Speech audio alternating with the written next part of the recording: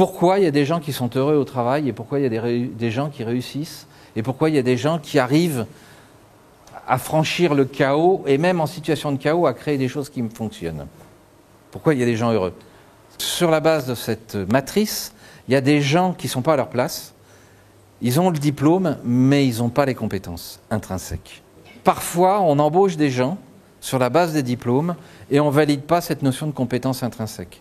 On s'en aperçoit quand ils sont en place. Alors c'est plus facile de retrouver les compétences intrinsèques chez les jeunes enfants, après parfois chez les ados, pour pouvoir les orienter. C'est pour ça qu'il y a des gens, par exemple, chez les avocats, il y a des gens, ils ont la même formation, mais il y en a un, il va être pénaliste, parce qu'il est doué pour la parole en public, pour les effets de manche.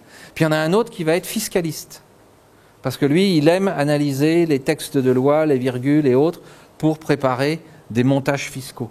Pourtant, ils ont fait des études, entre guillemets, apparemment équivalentes, mais ils ne vont pas faire leur boulot de la même façon, parce que les compétences intrinsèques qu'ils ont ne sont pas les mêmes. Donc cette mécanique du flow est très intéressante pour pouvoir mettre en place la symbiocratie et trouver à l'intérieur de l'organisation des leaders sur certaines missions. Vous allez voir que ça fourmille de talent à l'intérieur des organisations quand on regarde les choses sous cet angle-là.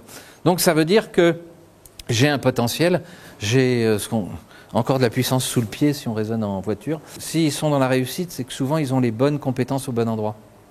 Les gens qui réussissent tout seuls, ceux qu'on repère, qui sont toujours heureux en train de faire leur boulot. Ça avance, ça se développe. Et puis alors, troisième point que j'adore, c'est la loi de l'intention. Quand je rentre en communication avec quelqu'un, c'est quoi mon intention? C'est d'être vu comme un chef, c'est d'imposer ma façon de faire, c'est éventuellement de brimer, ou c'est, si je reviens à la notion du leadership symbiocratique, de développer le leadership de l'autre. Et en fonction de ça, eh bien, il est évident que l'interaction que je vais créer va faire que je vais avoir une émergence complètement différente. Tout va dépendre de mon intention. Donc vous pouvez avoir tous les outils que vous voulez, si vos managers, ils ont l'intention d'être avant tout vus comme des petits chefs, ou leur intention c'est de gérer leur carrière pour accéder le plus rapidement possible en haut de la société, ben vous n'aurez pas les mêmes résultats dans une équipe. C'est pour ça que d'une façon générale, autour de la symbiocratie, je mets en place une évaluation pour pouvoir bien valider les intentions du manager. Ça, c'est le tableau en synthèse qui va vous permettre de dire « Ok, quand je discute avec un manager, c'est quoi son intention ?» Qu'on va lui enseigner l'interaction et ce qu'on va lui proposer, c'est de mettre en place une interaction symbiocratique, c'est-à-dire qui permette de développer le potentiel des autres. On sait très bien que les gens qui sont démotivés décrochent du système. Et s'ils sont démotivés, quelle est la responsabilité du manager là-dessus?